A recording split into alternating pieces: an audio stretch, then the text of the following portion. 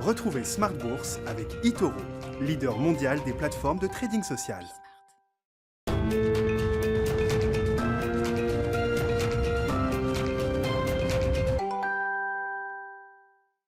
Et c'est reparti pour Smart Bourse, votre double dose quotidienne de marché en direct sur Bismart. Chaque jour à la mi-journée, 12h30, 13h. Et en fin de journée désormais, pendant une heure, la grande édition à partir de 17h. Au sommaire ce soir, les conclusions de la réunion de la Banque Centrale Européenne. C'était bien sûr l'événement du jour. Un événement alors qui n'a pas provoqué de secousses particulières sur les marchés. On voit même d'ailleurs les indices actions en Europe qui sont positifs en cette fin de séance. On aura donc une clôture positive avec un CAC autour des 6700 points désormais, la BCE qui ajuste à la baisse son programme d'achat d'actifs, un ajustement technique, modéré. Le rythme des achats d'urgence de la Banque Centrale Européenne sera donc modérément inférieur au rythme d'achat des 2 trimestres précédents, pour le dernier trimestre de cette année 2021. Les experts nous disent qu'après avoir acheté au rythme de 80 milliards d'euros par mois sur le 3e trimestre, la BCE reviendra sans doute sur un rythme d'achat de l'ordre de 60 à 70 milliards d'euros peut-être sur le 4e trimestre. Les marchés ont plutôt apprécié la modération de la politique monétaire en zone euro, je vous le disais, avec des taux, des devises qui n'ont pas bougé sur la nouvelle et les marchés actions qui sont plutôt repartis à la hausse. Commentaires, réactions de nos invités bien sûr dans un instant après l'événement du jour, cette réunion de la Banque Centrale Européenne. Le CAC 40 recomposé à son tour. On a beaucoup parlé de recomposition d'indices ces derniers jours. L'Eurostoxx a été recomposé et puis le DAX allemand, lui, a été grossi, amplifié avec l'arrivée prévue le 20 septembre prochain de 10 nouvelles valeurs. On aura sans doute quelques mouvements peut-être au sein du CAC 40 ce soir avec les conclusions du conseil scientifique d'Euronext. Les spécialistes nous disent que Atos est bien parti pour sortir du CAC 40. C'est la plus petite capitalisation boursière, moins de 5 milliards d'euros pour Atos aujourd'hui, avec une chute de plus de 40% depuis le 1er janvier. Atos donc qui pourrait quitter le CAC dès ce soir. On suivra bien sûr les annonces d'Euronext de ce point de vue-là. Et puis dans le dernier quart d'heure de Smart Bourse, ce soir le quart d'heure thématique, on s'intéressera aux stratégies d'impact et aux océans. C'est le directeur général de Swen Capital Partners qui sera avec nous, spécialiste du private equity, investissement non coté avec déjà une stratégie à impact dans le domaine de l'énergie et des gaz renouvelables, la méthanisation, l'hydrogène qui est menée depuis plusieurs années et une nouvelle stratégie à impact donc qui vient compléter le portefeuille de Swen Capital dédié à la préservation et à la régénération des océans. Ce sera à suivre en direct à partir de 17h45 dans Smart Bourse ce soir.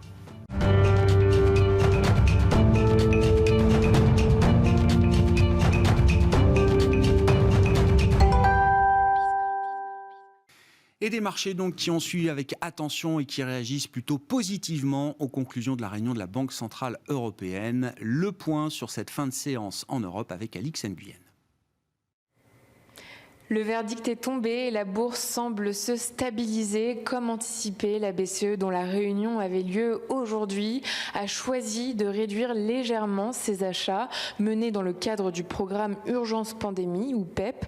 Il n'est donc pas question d'un tapering. Plus précisément, la baisse envisagée signifie que l'effort supplémentaire accordé par la BCE depuis mars dernier, portant les achats mensuels du PEP à une moyenne de 80 milliards d'euros par mois, va se réduire. La Banque centrale a en revanche laissé ses taux inchangés.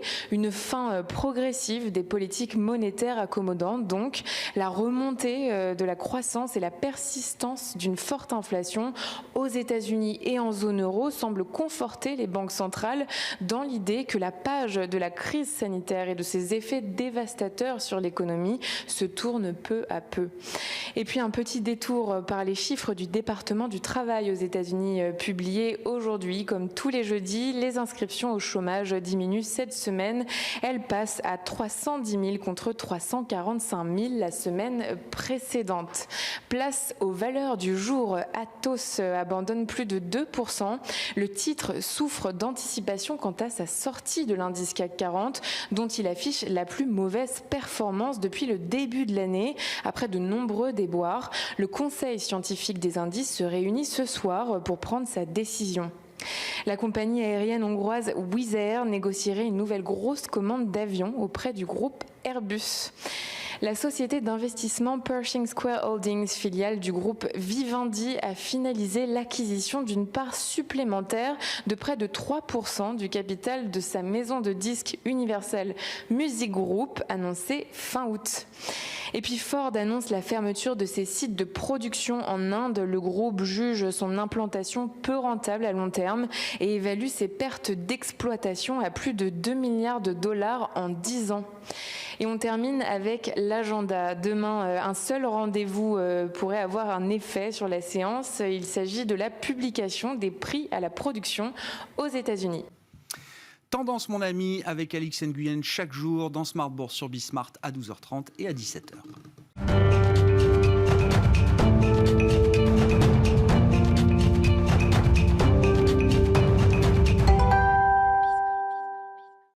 Trois invités avec nous chaque soir pour décrypter les mouvements de la planète marché. Aymeric Didet est avec nous ce soir, le directeur de la gestion de Pergame. Bonsoir Aymeric. Bonjour Guillaume. Merci d'être là. Vincent Genzi avec nous également. Bonsoir Vincent. Bonsoir directeur Grégoire. de la stratégie de Cholet-Dupont et Igor Demac qui nous accompagne également. Bonsoir Igor. Bonsoir Grégoire. Merci d'être là. Vous êtes conseiller en gestion de patrimoine chez Vital Épargne. Bon, la question BCE du jour, mais on peut élargir le débat au Policy Mix 2022. Quelle va être la nature des politiques monétaires, des politiques budgétaires qui accompagneront les investisseurs l'an prochain. On sent qu'on est en train quand même de changer un peu de rythme en la matière. Mais sur la BCE spécifique, Vincent Genzi, est-ce que la BCE sera moins accommodante à compter du 1er octobre que ce qu'elle n'est aujourd'hui ? C'est un mini tapering.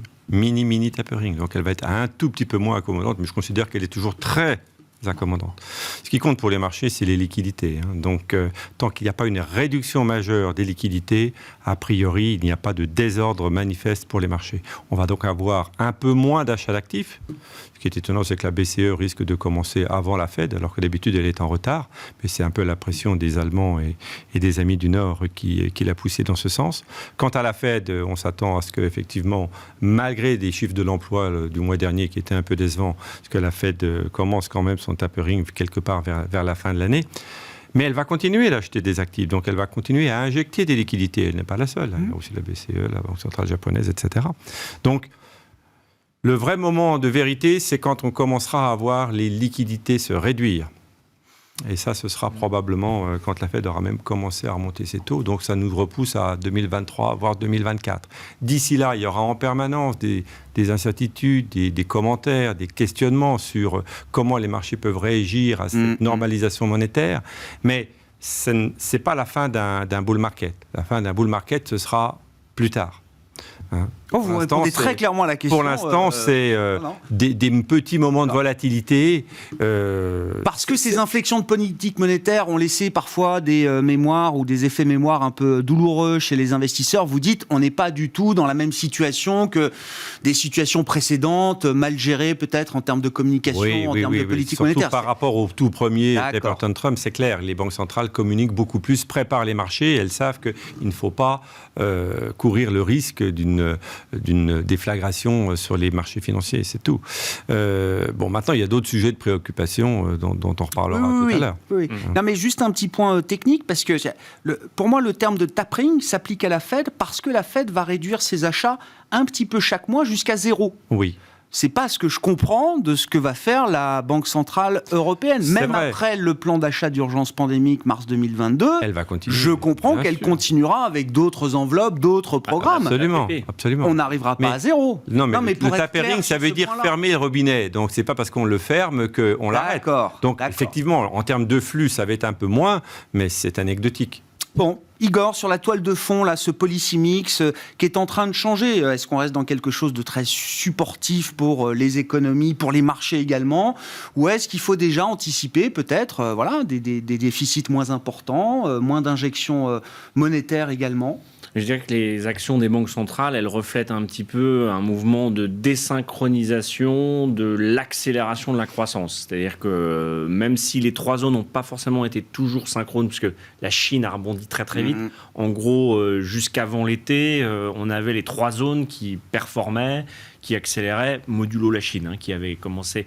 Et là, on a une zone qui ralentit, la Chine, une zone, les États-Unis qui se modèrent, et avec une Europe qui, elle, continue d'accélérer. Donc, je pense que les décisions des banques centrales, elles essayent de s'ajuster, et notamment aux États-Unis et en Europe, au momentum.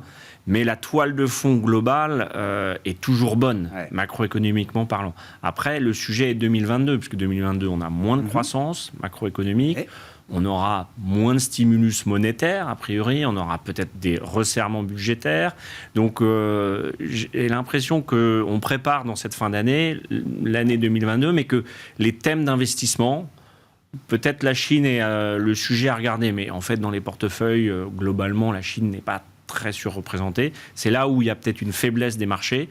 Sur le reste, ça devrait rester assez presque ennuyeux parce que, vous voyez, on commence la journée, on est négatif, on se fait peur, et puis elle passe très bien son examen de langage, parce que c'est un examen de langage, assez bien préparé, et puis on finit positif. Donc ça veut quand même dire que les investisseurs ne sont pas dramatiquement traumatisés, et rappelons aussi que cette crise est très particulière. Elle n'a pas détruit les mêmes emplacements de l'économie mondiale comme la crise de 2008 ou la crise de la zone euro. C'est une crise très temporaire, sanitaire, mais structurellement, elle n'a pas changé et ni refaçonné le monde économique global. Mais sur 2022, justement, c'est ça qui m'intéresse. Le marché est toujours dans une fonction d'anticipation, et c'est vos métiers de vous préparer aussi à ce qui se passera demain.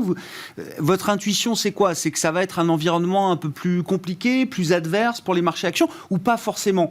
Je ne cherche pas du tout à biaiser ma question, c'est vraiment une question sincère. Non, moi, il me semble que ça sera un petit peu plus difficile d'avoir la même attitude très positive en début d'année, tant qu'on n'a pas une vraie réponse sur l'inflation et sur ces programmes de rachat. Mais ce n'est pas non plus un environnement qui, comme ça, est impropre à l'investissement action. Il est plus délicat, un peu plus délicat, parce que aussi on a fait une très très grande marche en avant. La hausse linéaire sans à-coups. On en parle un petit peu. Ce sont des maisons américaines qui en parlent, mais on commence à ne plus recommander les actions américaines à l'achat, alors que c'est une espèce de tantrum, de moto, de symbole du capitalisme triomphant, qu'il faut toujours en avoir. Et puis là, on commence à dire, c'est peut-être un peu cher, c'est peut-être... Que des banques américaines, Morgan Stanley ou Citi, recommandent de sous-pondérer les actions américaines, ça n'arrive pas tous les jours. JP Morgan le fait depuis 9 mois. Ah, je l'avais raté celle-là. Et ça n'a pas été très payant. Oui, elle n'aura pas beaucoup réussi alors. Donc, il faut communiquer. Donc on essaie de trouver aussi des biais de communication quand on est une grande banque américaine. Bon, Aymeric, sur la BCE spécifique, s'il y a des éléments à apporter supplémentaires, et puis encore une fois, cet environnement global de liquidité, de déficit, qui va quand même un peu se contracter l'an prochain. C'est toujours des dérivées importantes pour les marchés. C'est des dérivées importantes, mais il y a aussi un élément qui est quand même, je trouve, très important ces derniers mois sur la BCE, c'est qu'on a un changement de langage de la BCE. On a l'impression que la BCE a toujours été suiveuse, en retard, très passive, avec finalement peu de marge de manœuvre. Depuis 3 à 6 mois, on a enfin une Banque Centrale Européenne proactive dans son langage. Elle change son mandat. Jusqu'à présent, on va parler d'inflation et de stabilité des prix. La Banque Centrale Européenne axait tous ses discours là-dessus. C'était vraiment le point d'ancrage de la Banque Centrale Européenne. Aujourd'hui, on a quand même un désancrage total sur ce point-là, où elle accepte aujourd'hui qu'on puisse avoir de l'inflation en Europe. Elle accepte aussi de parler de mots de croissance. Ça y est, enfin, on commence à mettre devant dans les discours. Avant, on trouvait le mot croissance à la fin des discours. Maintenant, on le retrouve beaucoup plus dans les premiers mots des discours. Donc c'est ça qui nous fait quand même être plutôt positif par rapport aux actions de la Banque Centrale Européenne aujourd'hui, et qui permet de pouvoir dire, tiens, ça y est, il y a un vrai changement. Parce que jusqu'à présent, la Banque Centrale Européenne, c'était un peu ennuyeux, les communications de la Banque Centrale Européenne. On a eu Mario Draghi qui avait fait des discours exceptionnels, mais après, on avait tout retombé. À chaque fois, on retombait dans cette habitude de parler d'inflation, de parler de limitation de la hausse des prix, qui n'arrivait jamais.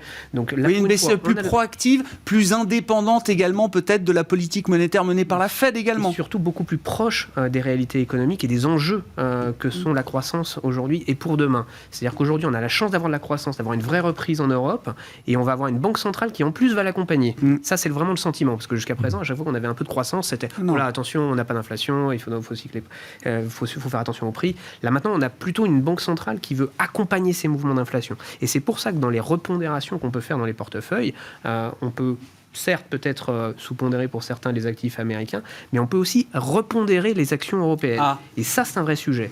Parce que jusqu'à présent, on a souvent été sous-pondéré actions européennes, en tout cas chez nous, surpondéré sur les États-Unis et sur la Chine.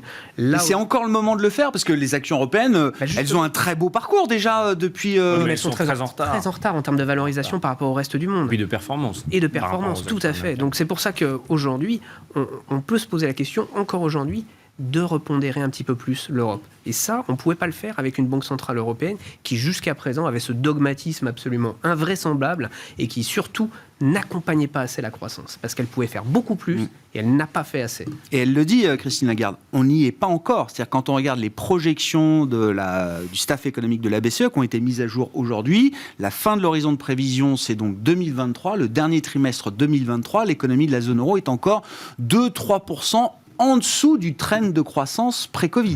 Exactement. Donc ça, elle a bien ça en tête, Christine Lagarde, et elle dit on n'y est pas encore. Non, clairement. Et donc ça veut dire qu'elle va accompagner cette croissance. Et c'est ça qui, pour nous, est quand même un game, ce qu'on appelle un game changer. Oui, c'est vrai. En vous écoutant, je me demandais juste si Christine Lagarde n'avait pas profité aussi d'une fenêtre d'opportunité avec Merkel qui est moins présente, les banquiers allemands qui grinçaient un petit peu moins. Et on voit quand même qu'aujourd'hui, elle est obligée d'écouter à nouveau un peu le banquier central allemand.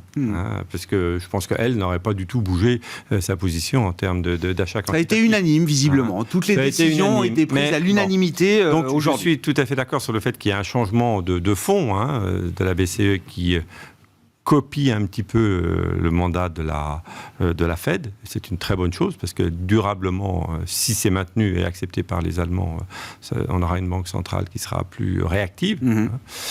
Mais voilà, il faut voir encore dans les mois qui viennent, voir également comment ça se passe après les élections allemandes, s'il y a des changements vis-à-vis de la politique européenne. Qui se mettent en place. Puisqu'on est dans la politique, oui, intégrons les élections allemandes. Je ne sais pas, dans la discussion, Igor, Vincent, Aymeric, c'est vraiment une élection à enjeu par rapport aux élections précédentes allemandes, qui confirmaient Merkel, évidemment, à chaque fois. Cette fois, on sait que ce ne sera pas le cas. Oui, c'est un peu un non-événement, les élections allemandes, depuis tant d'années, à cause de la prédominance de Mme Merkel. Mais bon, les dernières ou les avant-dernières, ou régionalement parlant, on voit qu'il y a aussi un paysage politique qui se morcelle un peu partout en Europe. Après, c'est un modèle politique qui est tellement stable et qui a été conçu et qui est un petit peu ancré dans l'âme germanique politique. On a du mal à voir ça comme un énorme risque. Après, c'est l'élection d'un grand pays de la zone euro. Moi, je trouve ce qui est symbolique avec la BCE, c'est que cette crise sanitaire, ça a rapproché la BCE des États. Alors qu'à des moments très particuliers, peut-être la crise de la zone euro, mais on a l'impression que le programme de sauvetage, il a été concocté ensemble. Ce qui est quand même assez rare, parce qu'on sait qu'il y a des tiraillements, et que ça fonctionne un peu mieux qu'avant, aussi parce que c'est une crise qui est tout à fait particulière. On aurait une crise très spécifique qui aurait touché les grandes institutions financières françaises, italiennes. Peut-être que l'Allemagne n'aurait pas... Donc là, on a eu un moyen de se rassembler. Le facteur exogène de cette crise. Exogène, et qui détruit ni plus ni moins chacun des pays, entre guillemets. Mais je vais même plus précisément suivre votre point, Igor. Le chef économiste de la BCE, Philippe Lane, quand on l'interroge, alors les achats d'actifs en 2022, donc vous avez dit l'APP, c'est le programme traditionnel d'achat d'actifs 2015. Qui va être, qui date de 2015, qui va être réactivé, qui va prendre la relève du plan d'achat d'urgence pandémique. Pour les montants, on verra plus tard. Mais Philippe Lane, il dit... une des conditions importantes pour recalibrer l'APP, le programme d'achat d'actifs en 2022, ça va être de regarder les déficits des États, les volumes d'émissions nettes des dettes souveraines. On a un lien explicite désormais qui est évoqué par le chef économiste de la BCE entre le besoin de déficit des États et la politique d'achat d'actifs de la BCE. Je pense qu'on ne peut plus trop vivre sans déficit, là, maintenant. Nous, en France, je crois que le dernier budget excédentaire, c'est 1974. Bon, la réponse à ces crises, on l'a copiée sur celle des États-Unis. C'est à chaque fois remettre de la liquidité pour empêcher que les structures d'emploi ou d'investissement ou les défaillances d'entreprise soient trop difficiles à digérer. On préfère le faire de manière... plus éloigné dans le temps, plus lissé. Et je pense que le système économique, même si on ne comprend pas toujours ces sommes, il est aussi fait pour perdurer. Donc toutes les méthodes pour perdurer, aujourd'hui, c'est des déficits tant qu'ils sont financés par la BCE, des investisseurs. le système fonctionne. Je pense qu'il était Vincent. également dans la tête du chef économiste de la BCE, c'est que si on a dans l'idée de maintenir des taux à un certain niveau, des niveaux supportables par l'économie et par les gouvernements, c'est vrai que l'ampleur des émissions nouvelles va calibrer le programme d'achat parallèle. Donc je pense que c'était ça. C'est l'exemple de ce qu'on a vu aux États-Unis quand les taux ont monté un petit peu, parce qu'on est arrivé à un moment où la Banque centrale achetait pas plus et le gouvernement fédéral émettait plus. Il y a eu une petite tension sur les taux, ça a été un des facteurs d'explication qui a été avancé. Donc c'était peut-être ça. Il est évident qu'à objectif de taux inchangé, s'il y a beaucoup d'émissions, il faut qu'il y ait plus d'achats de l'autre côté de la part de la Banque centrale. Ouais. Quant au déficit, je pense qu'ils vont forcément aller en diminuant, puisque on a... C'est un risque ou pas, ça? Parce que de passer de 10% de déficit à 4, 5, je fais à peu près la moyenne des pays du G7. Les US, ils sont à 15% peut-être sur l'exercice 2021. Ils seront à moins de 10. Ils seront à moins de 10 l'an prochain. Oui, non, mais ils vont forcément aller en diminuant, puisque tous les budgets d'accompagnement liés au Covid vont progressivement s'éteindre. Donc effectivement, il y aura une réduction des financements publics, mais en parallèle, il y aura une augmentation du retour à l'emploi, de la croissance, de l'emploi, de l'investissement. Donc pour vous, c'est une transition qui normalement logique. se fait... D'accord. Voilà. Ouais. Bon. On parle de la Chine ? C'est quand même le nouveau sujet de la rentrée, là. Moi, je suis très intéressé de tous vous écouter, vous ce soir et tous les autres qui viendront encore pour nous parler de la Chine. De quelle manière est-ce que ça vous intéresse ? Déjà, quand on est investi peut-être directement sur des thématiques chinoises, exposé à des actions chinoises directement, qu'est-ce que vous avez fait ? Quelles sont les décisions de gestion que vous avez pu prendre ? Et la grande question, c'est est-ce qu'on continue d'investir en Chine ?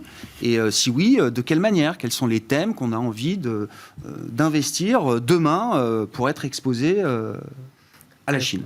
Alors, très intéressant comme sujet parce qu'aujourd'hui c'est une zone qui est peu connue. Tout le monde commençait à s'y intéresser de plus en plus chaque année depuis 10 ans. Et puis tout d'un coup on a un changement assez drastique qui est arrivé en fait il y a quelques temps quand le président chinois a dit stop, on ne fera pas l'introduction en bourse de Ant Group pour Alibaba.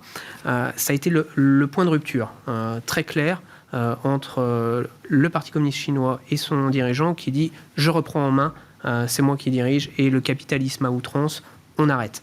Donc ça a été le point de départ. Novembre 2020. Et après, s'en est suivi beaucoup de mesures destinées en fait à reprendre en main sa population, l'État et sa souveraineté quasiment, puisqu'on pourrait quasiment parler de souveraineté aujourd'hui. Et ça a été de multiples mesures qui se sont accélérées dans le temps, qui ont touché pas mal de secteurs d'activité, l'éducation, parce qu'on voit bien qu'ils ont essayé de libéraliser la politique de l'enfant unique, ça prend pas. Pourquoi ? Parce que quand les Chinois vous disent oui, je voudrais bien faire un deuxième enfant, mais ça coûte trop cher.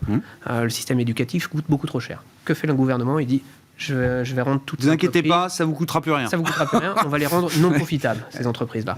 Ensuite, il y a eu tout le secteur du jeu, pour arrêter l'addiction, parce qu'on parlait vraiment d'addiction de la part des enfants et des jeunes en Chine. L'opium numérique. L'opium numérique, exactement, l'opium du peuple. Donc aujourd'hui, on s'attaque à ça. Mais pourquoi est-ce qu'il veut reprendre en main son État aussi ? Parce qu'aussi, d'une manière démographique, on va atteindre le pic de démographie en Chine dans les années qui viennent. Après, la courbe... Je crois qu'on perd déjà des habitants.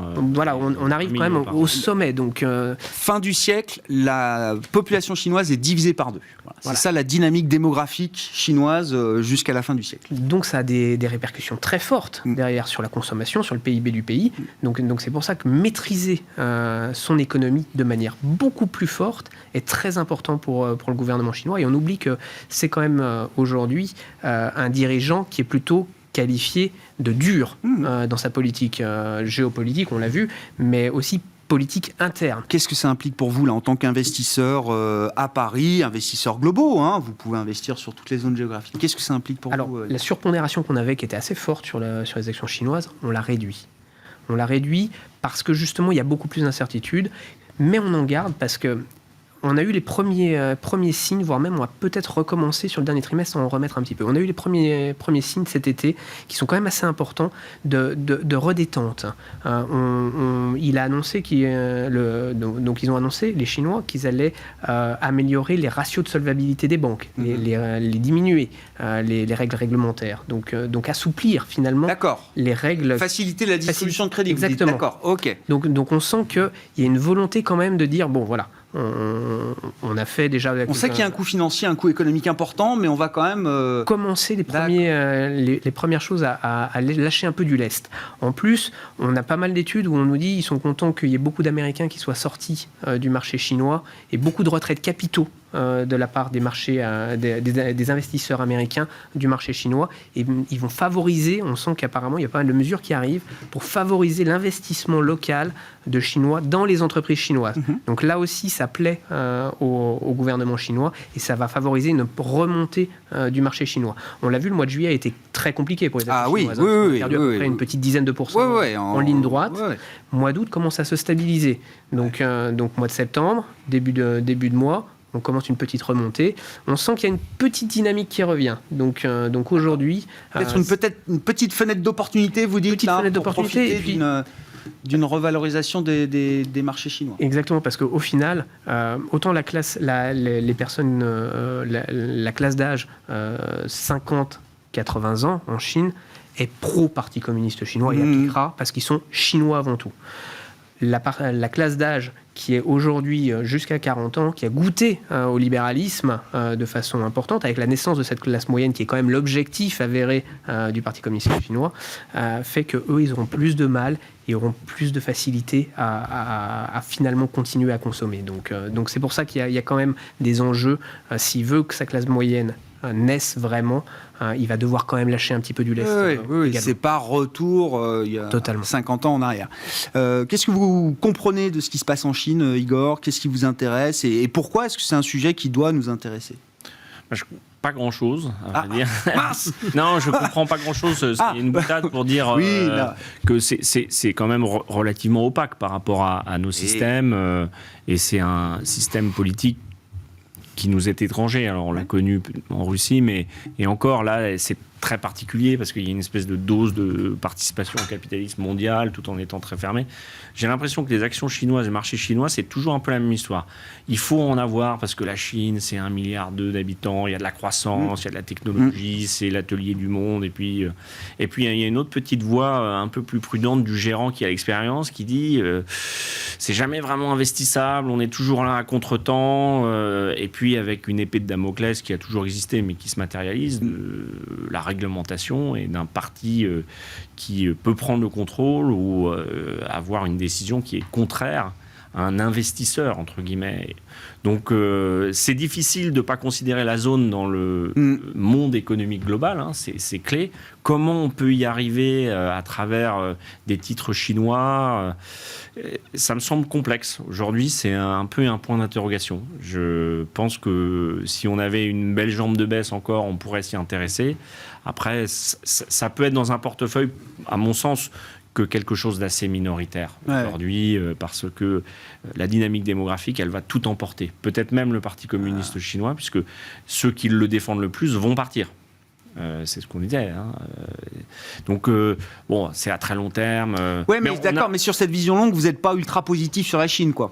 Il y a des problèmes qui vont être compliqués. Le problème, c'est que c'est pas le même régime et le système politique que la plupart des pays qui sont investissables depuis un siècle, entre guillemets, puisque le S&P doit avoir 100 ans. Mais voilà, donc je me pose des questions si on n'essaye pas de tourner. On rend absolument investissable un pays qui, en théorie, ne devrait pas l'être, entre guillemets. Ou peut-être à des multiples comme les actions russes ou les actions indiennes, mais qui se payent 6 fois. D'accord, une prime beaucoup plus élevée. Prime, on y va, on sait que c'est risqué, mais là-bas, ça coûte plutôt 18-19 fois. Et encore, ça a beaucoup baissé parce que les cours des technos ont beaucoup baissé. Chez Natixis, ils disent sur la décennie à partir de 2030, c'est moins de 2% de croissance annuelle pour la Chine. Avec cette épée de Damoclès démographique, encore une fois, population divisée par 2 d'ici la fin du siècle. Il y a la démographie, et puis il y a également les conséquences du Covid et de la posture de Xi Jinping. ce qu'il fait dans la mer de Chine, ce qu'il a fait avec les États-Unis. On voit bien que ça fait déjà plusieurs trimestres, je considère que l'apogée de la Chine est derrière nous. Premièrement, la démographie. Deuxièmement, le taux de croissance maximal a été atteint il y a déjà plusieurs années. Troisièmement, l'influence chinoise, à mon avis, va commencer à diminuer. On voit bien que dans la zone même, il y a des pays qui commencent à grogner un petit peu. Vous avez vu l'Australie, et d'ailleurs qui s'en sort pas si mal que ça.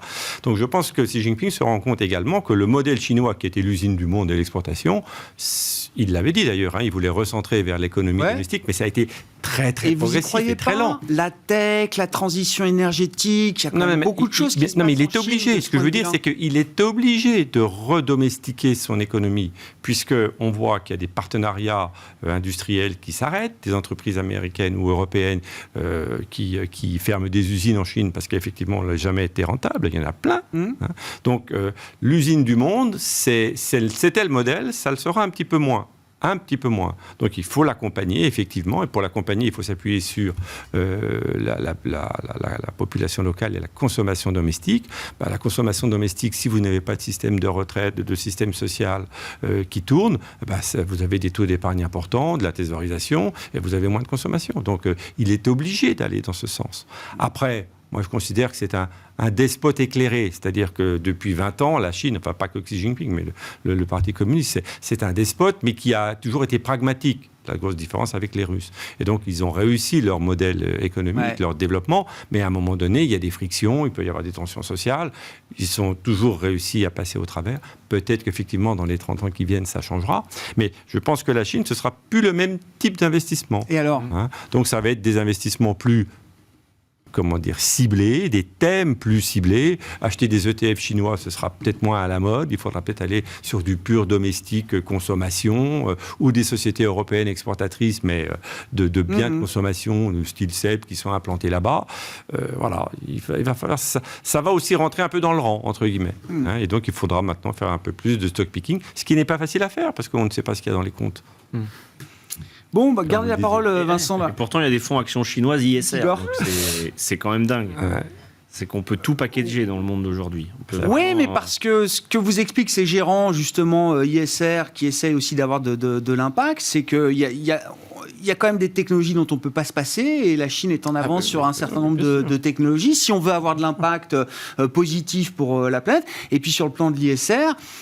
Bon, il y a évidemment les grandes entreprises chinoises, mais il y a aussi visiblement des entreprises qui sont en train de se mettre au standard parce qu'elles comprennent bien que les capitaux étrangers restent aussi nécessaires pour l'économie chinoise. On verra dans quelle mesure. Peut-être que pourront tourner en circuit fermé en termes de capitaux, j'en sais rien. Et l'environnement est quand même aussi... la sauvegarde de l'environnement est également importante pour la Chine, quand on voit le taux de pollution. Je minimiserai pas la prise en compte de ce facteur-là dans la politique chinoise.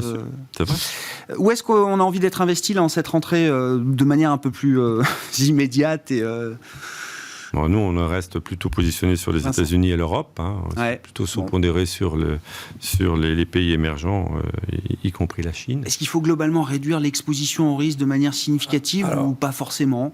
On l'a réduit un petit peu avant l'été, à nos dépens. Pourquoi, comme d'autres, on a réduit un petit peu ? Parce que quand on a 4, 5, 6, maintenant 7 mois de hausse quasiment ininterrompue, on se dit, ça ne peut pas durer. Bon, c'est une erreur, mais bon, c'est pas grave. On se dit que c'est la gestion du risque. Bon, moi je pense qu'il ne faut pas aller beaucoup plus loin. Moi je suis globalement neutre action. Donc vous restez sur ce niveau de prudence, quoi, de modération. Sachant que je n'ai cessé de dire aux gérants, chaque fois qu'il y a une baisse, il faut en profiter. Parce qu'on a du new cash, on a des gens qui nous apportent, qui ouvrent des comptes. Comme partout dans le monde, il y a beaucoup de liquidités. Il faut chercher des opportunités pour investir. Donc, ce n'est pas parce qu'on est neutre qu'on n'achète pas. Mais on achète de manière sélective en fonction de nos clients. Mais les trous d'air sont toujours mis à profit pour revenir ou renforcer des positions. Le buy the dip fonctionne toujours. On n'a pas le choix. On n'a pas le choix. Après, chacun fait en fonction de ses clients et des oui, bien sûr. Mais l'idée générale, c'est ça. D'accord. Ça, c'était très facile à dire. Par contre, augmenter le poids des actions globalement dans les portefeuilles, dans une optique long terme, j'ai quelque part une partie de moi-même qui me dit on est toujours dans un bull market, il faut y aller. Mais comme il n'y a pas eu de correction importante, on se dit j'aimerais bien en profiter d'un repli un peu plus prononcé pour relever mes expositions globales. Voilà. Émeric ? Action US. toujours la première zone. Oui, il y a certains brokers américains qui réduisent, grandes banques américaines qui réduisent leur exposition, qui pensent qu'on est sur des pics, mais la croissance reste aux États-Unis. La banque centrale la plus accommodante, ça reste aux États-Unis. Les injections de liquidités permanentes, c'est aux États-Unis. Mais ça va changer, ça, non ? Qu'est-ce qui va faire changer ? C'est pas ce que nous dit la Fed. Ça va changer. Moi, je pense qu'aujourd'hui, les entreprises, elles ont encore beaucoup de choses à faire, notamment aux États-Unis. Les programmes de rachat d'actifs, c'est encore quelque chose qui va arriver, qui va continuer, qui va s'amplifier dans les années à venir. Les opérations en capital, avec des taux qui restent toujours aussi bas, des taux qui ne remontent pas, quand bien même on va annoncer des tapering, on voit les taux qui restent toujours très bas aux États-Unis. Ça permet aussi de continuer à valoriser les entreprises. Donc c'est pour ça qu'on continue de privilégier. On est toujours sélectif, toujours plutôt quand même encore orienté croissance. Les grandes tech, malheureusement, on est obligé. On les a vus revenir cet été. C'était plutôt un été assez Goldilocks de ce point de vue-là, au bas et croissance, quoi. Valeur de croissance. Parce qu'elles ont aujourd'hui, on retrouve ces discours où on dit quand on a un peu plus d'incertitude, qu'on a des valorisations au plus haut, c'est aussi les valeurs qui s'en sortiront le mieux quand il y aura des retours de marché. Donc c'est aussi un petit peu en défensif qu'on achète aujourd'hui ces grandes tech américaines. Pourquoi ? Parce que c'est celles qui sont le cash pour innover, le cash pour racheter d'autres entreprises pour faire de la croissance. Donc c'est celles qui pourront poursuivre cet élan de croissance. Et aujourd'hui, elles sont devenues plus puissantes que beaucoup d'États.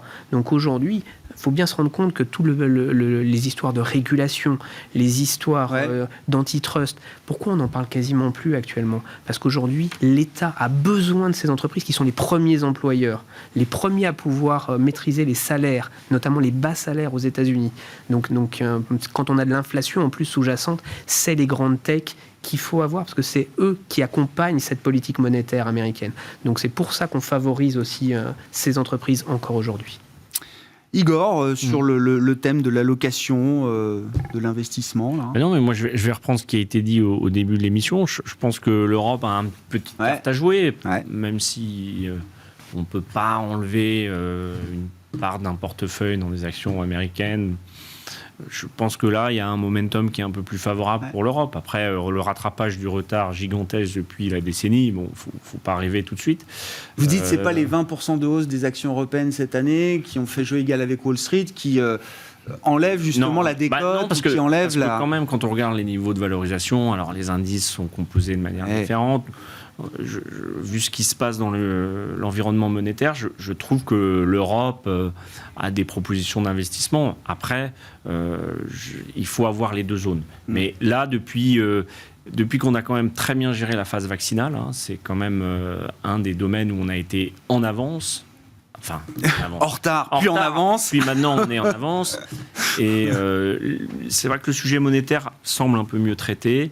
Bon, il y a le rebond des bénéfices, il y a beaucoup d'introductions en bourse, des dividendes. Beaucoup d'OPA, retour des dividendes. Ça fait un marché qui est un peu plus sexy qu'avant par rapport à celui des États-Unis, qui reste un marché dominant qu'il faut avoir. Mais je veux dire, l'écart d'attractivité est un petit peu plus en faveur je comprends. de l'Europe. Bon, même si le marché boursier européen n'est pas forcément sexy pour tout le monde. Et puis pas partout. Non, mais je voulais faire appel. Vous avez été un grand spécialiste des télécoms. Je ne sais pas si vous l'êtes toujours, mais c'est un secteur que vous aimez bien suivre. Vous avez 2 téléphones. Et je me disais, parce que là, Xavier Niel est en train de racheter les minoritaires d'Iliad. L'opération commence aujourd'hui, il n'y a aucun doute sur le succès. Iliad va sortir de la cote. Comme Patrick Drahi, l'an dernier, a sorti Altice, SFR de la cote. On verra si Bouygues, avec Bouygues Télécom, peut faire quelque chose, j'en sais rien. Orange essaye de racheter Orange Belgium pour le sortir de la cote là aussi. Tout le monde est en train de se dire finalement la bourse n'est pas faite pour les télécoms. Je prendrai la question de l'autre sens. Est-ce que les télécoms sont faits pour la bourse ? Je dirais oui pour certains. C'est-à-dire que quand il y a un projet de croissance, comme ça a été le cas pour Iliad, un changement structurel du secteur, la bourse a accompagné les télécoms. Mais dès lors qu'il y a un régulateur trop fort et qu'il y a trop d'investissements et qu'en fait les télécoms sont vus juste comme des dividendes yielders, c'est-à-dire des gens qui payent des dividendes, finalement, celui qui est en bourse, et Iliad est peut-être arrivé à ce niveau-là, peut-être qu'il a intérêt à retirer, à se leverager, et puis là, à faire quelque chose de plus intelligent. Mais en bourse, on est quand même limité sur les ratios d'endettement. On voit un peu le même système sur les distributeurs, la grande distribution. Il y a trop de modèles économiques différents avec des avantages qui sont défavorables pour les acteurs cotés. Donc, quand vous êtes coté, vous la êtes bourse obligé... est un désavantage pour certains secteurs pour ces acteurs cotés. déflationnistes, où il y a un pouvoir très fort de prix, soit imposé par le régulateur, soit par l'environnement de consommation. Donner sa part de marché, ses marges à un concurrent qui, lui, n'a absolument aucune obligation. Voilà, ces deux secteurs sont un peu maudits, mais c'est pas le cas aux États-Unis, par exemple. Il y a de la valeur dans l'abonnement, de la valeur dans le de la même transfert manière. de data. Donc on peut gagner de l'argent avec les télécoms. Monsieur Niel l'a fait. Je pense que Bouygues Télécom est une belle diversification. Et aux États-Unis, les opérateurs ou en Asie sont très profitables. Je pense qu'on a mal régulé ce secteur. Bon, je sais pas, dans les petites histoires du jour, si vous voulez dire un mot des télécoms, Aymeric, avec plaisir. Non, mais je notais, sur le front de l'investissement, Bill Gates, là, qui prend le contrôle des hôtels Four Seasons, il complète sa participation pour prendre le contrôle. Alors, sur la base d'une valo de 10 milliards, il met un peu plus de 2 milliards pour prendre le contrôle. Je sais pas, est-ce que c'est une bonne idée d'acheter de l'hôtellerie haut de gamme aujourd'hui? On a dans l'aérien aussi, alors c'est ce qui a été rapporté notamment par Bloomberg, EasyJet qui a rejeté une offre de Wizz Air, la compagnie hongroise à bas coût. Je sais pas, est-ce que c'est des secteurs qui donnent envie, puisque visiblement il se passe des choses là. C'est, pour Bill Gates, en tout cas, c'est le secteur du luxe quelque part, qui continue d'avoir un certain pricing power. Donc on avait vu également... Donc c'est luxe avant d'être de l'hôtellerie, vous dites finalement? C'est les deux, l'un plus l'autre. Ça c'est quelque chose d'important. Donc parce que ce sont deux secteurs qui sont générateurs de beaucoup de cash flow finalement quand ça marche. Quand on enlève la période Covid, c'est un secteur qui peut se porter très très bien et l'hôtellerie de luxe se porte extrêmement bien. On avait vu Bernard Arnault racheter aussi une chaîne d'hôtels, Belmont, il y a quoi, 2 ans. 3 ans, ouais. Donc on sent que c'est un secteur qui a de l'attrait, sur lequel on a eu justement un accident pandémique dû à la pandémie, mais encore une fois, c'est un très très beau secteur. Mais c'est un signal de confiance quand même, je sais pas, dans le retour des flux touristiques internationaux, des grands voyageurs, c'est le fait. Alors que le même Bill Gates nous dit que le travel, le voyage d'affaires, pour lui c'est fini. Mais bon, il n'y a pas que du voyage d'affaires chez Four Seasons. Il n'y a pas que du voyage d'affaires chez Four Seasons, et puis surtout, c'est voir le jour d'après. C'est ça qui est important, c'est qu'on voit bien que ces grands industriels voient plus long terme et se disent il y aura autre chose après la pandémie. Donc on va plutôt aller chercher des secteurs justement qui offrent une sous-valorisation actuelle parce qu'il y a eu un événement précis et donc on peut aller faire de l'investissement dans ces secteurs-là qui encore une fois ont cet avantage quand on est dans le secteur du luxe plus le secteur de l'hôtellerie, on a cette capacité à pouvoir maîtriser ses prix. Et ça, quand on a des périodes où l'inflation peut arriver, où l'inflation peut être plus élevée, c'est extrêmement important de parler de pouvoir fixer ses prix, de pouvoir les augmenter. Et l'hôtellerie de luxe a ce pouvoir-là. Vincent, est-ce qu'on y voit un peu plus clair sur l'avenir, justement, pour se pencher sur des investissements, alors qui paraissaient complètement incongrus il y a encore quelques mois avec la pandémie? Est-ce que c'est le moment? Incongru, mais les titres avaient quand même pas mal rebondi, bien donc sûr, personne n'a voulu en sûr. acheter, mais les cours ont quand même remonté. Non, mais je crois que c'est ce que disait... Aymeric, pardon. Et puis c'est aussi le constat qu'on a beaucoup de titres qui sont au plus haut, des indices qui sont au plus haut. Donc on est à la recherche de bonnes opportunités. Et quand on est un capitaine d'industrie, on n'y va pas par le petit bout de la langue. Donc on cherche des dossiers intéressants avec un fort effet de levier. Donc je pense que c'est quand même la prise en compte de marchés qui ont globalement bien performé et où il faut aller chercher de l'opportunité. Donc l'aérien, ça reste cher parce qu'on voit très bien que ça va mettre du temps à redémarrer. Mais en absolu, on est tellement loin des points de départ en termes de cours. C'est vrai pour l'hôtellerie aussi. Donc oui, je crois que ce sont des décisions que des gérants peuvent avoir du mal à prendre, mais que des capitaines d'industrie qui investissent leur argent prennent le risque, eux, de le faire. Ouais. Je pense que c'est ça. Oui, bah, Igor, c'est un actif avec une très belle marque. Four Seasons. Four Seasons, Belmont était une très belle marque. C'était le prince Al Walid, je crois, qui était actionnaire de Four Seasons. Bill Gates rachète les parts d'Al Walid. Et d'ailleurs, vous avez vu, Bernard Arnault avait lui-même commencé avec ses hôtels Cheval Blanc. Bien sûr. C'est vraisemblablement un secteur où il y a pas mal de valeur, puisque la personne qui rentre dans ces chambres d'hôtel, on peut lui faire payer pas mal de services à des très bons prix. Bon. C'est capital intensive aussi. C'est vrai. Oui, effectivement, même si beaucoup d'opérateurs hôteliers ont pu céder aussi leurs murs. pour alléger un petit peu la structure de Non, mais je pense que c'est aussi la prise en compte qu'effectivement, un jour, on va tourner la page du Covid, c'est clair. Et là, quand on parle pas des game changers, mais des éléments d'incertitude que l'on a devant nous, j'ai toujours été assez confiant et optimiste, mais bon, on voit qu'il y a quand même une bonne partie du monde qui n'est pas vaccinée. La Chine a beaucoup reconfiné. C'est passé un peu sous les radars, on en parlait hier, beaucoup de confinements locaux, mais au final, début août, il n'y a plus d'avions qui circulaient en Chine. Ouais, mais donc, je ne suis pas sûr qu'on retourne en arrière, je ne suis pas du tout inquiet, mais par contre, de là à anticiper une amélioration généralisée et revenir à la situation d'avant en termes de nombre de vols dans le monde, c'est un pari encore un peu c'est encore un petit pari ambitieux. Mais donc il y a de l'opportunité aussi. Merci beaucoup messieurs, merci d'avoir animé cette discussion de marché, Planète Marché chaque soir avec 3 invités. Vincent Genzi qui était avec nous, le directeur de la stratégie de Cholet-Dupont, Aymeric Didet, directeur de la gestion de Pergame, et Igor Demac, conseiller en gestion de patrimoine chez Vital Épargne.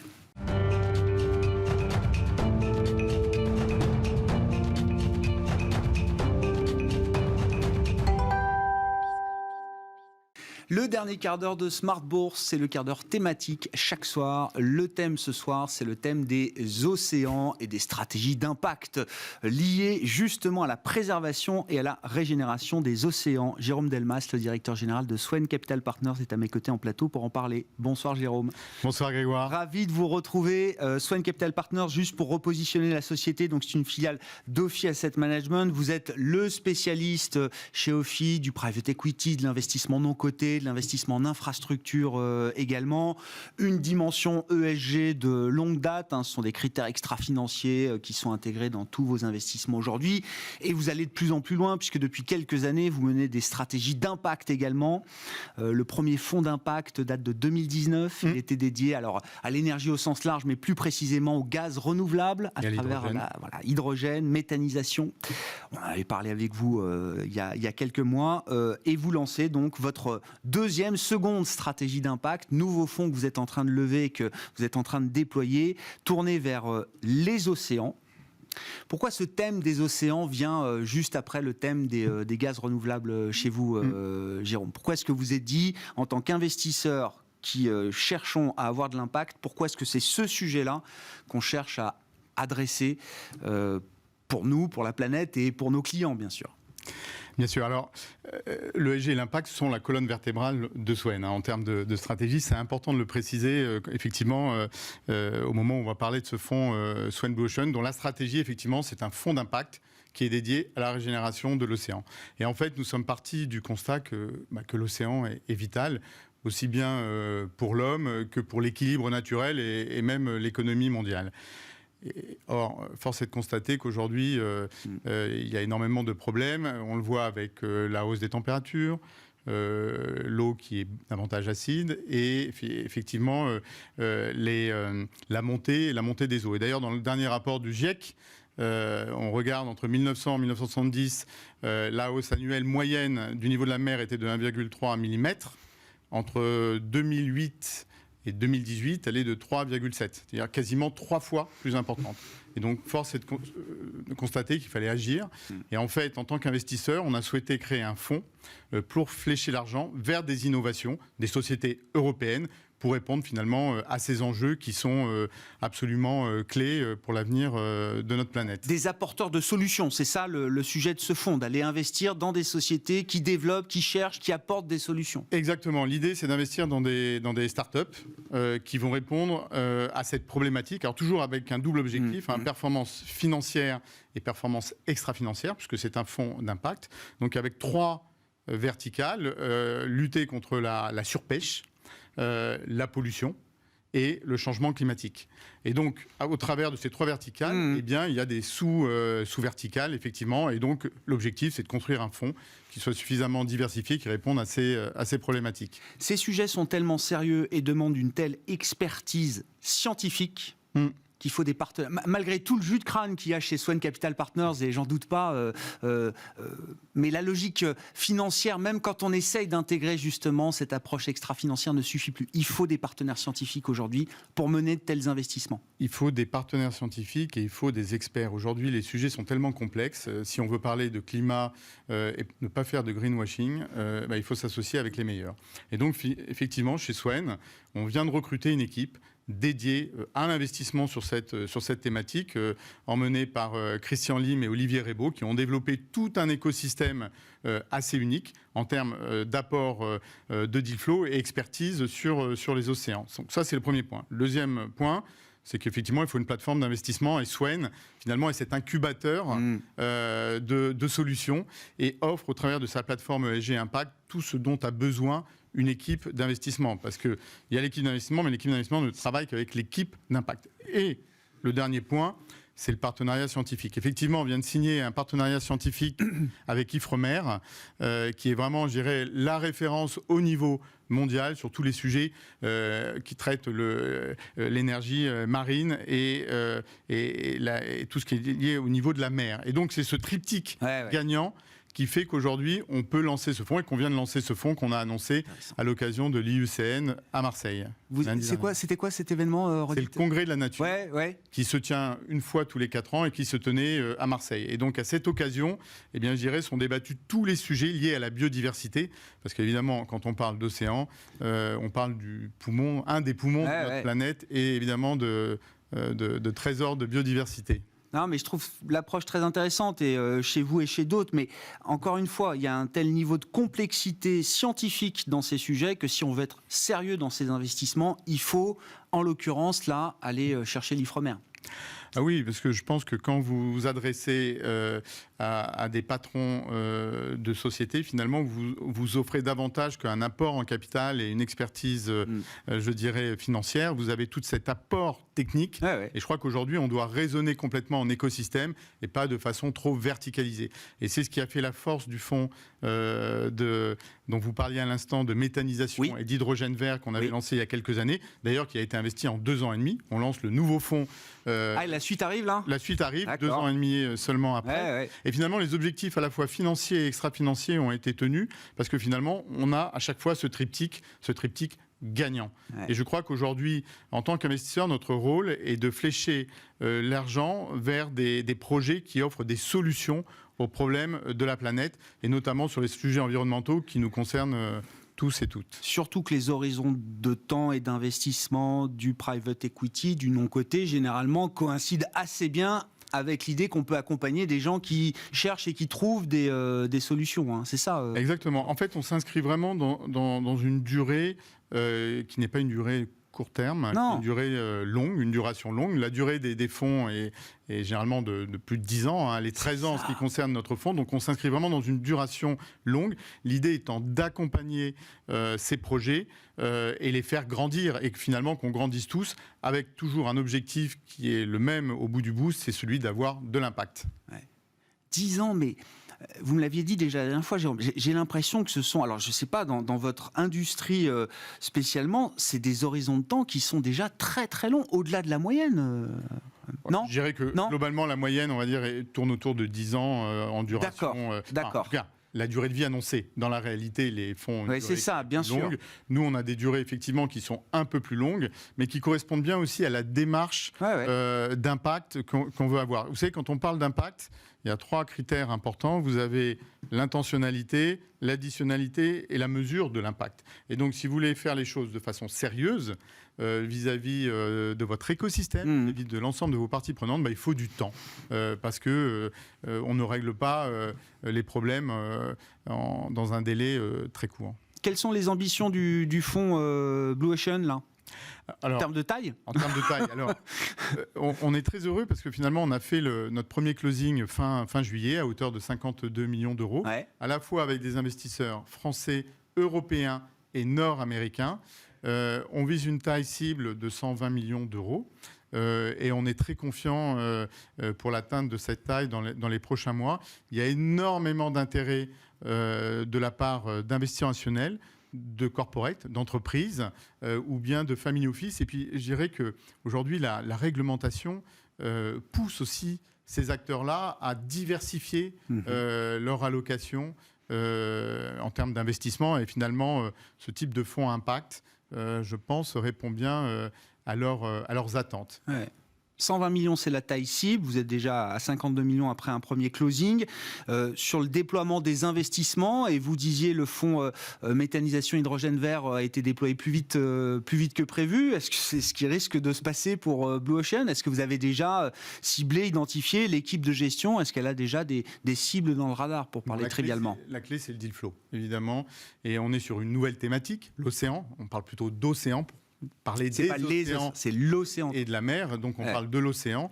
Le deal flow qui a été développé, recherché par l'équipe d'investissement est tout à fait conséquent. Aujourd'hui, c'est plus de 1200 sociétés qui sont dans notre radar.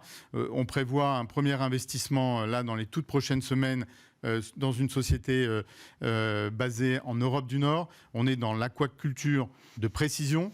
Donc on est à la fois dans l'innovation, ça répond bien aussi à la thèse d'impact liée à la surexploitation marine, toujours bien respecter nos objectifs d'impact. Et on est très confiant pour dérouler le programme d'investissement du fonds.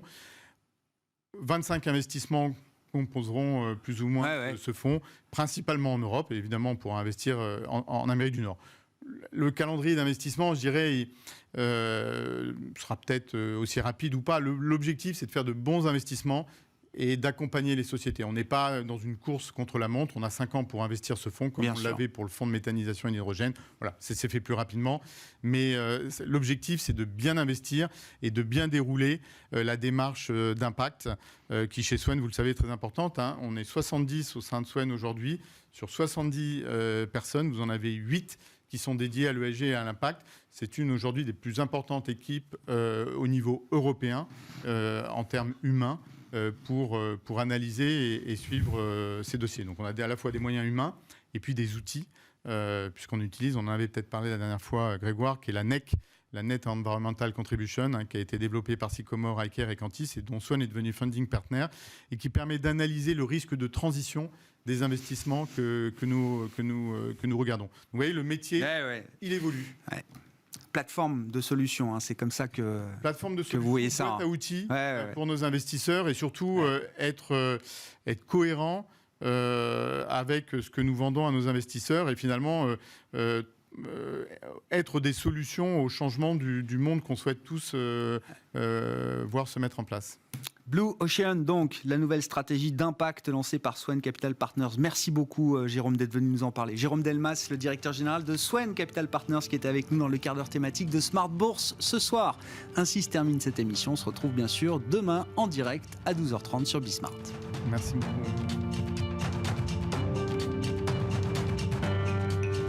C'était Smart Bourse avec eToro, leader mondial des plateformes de trading social.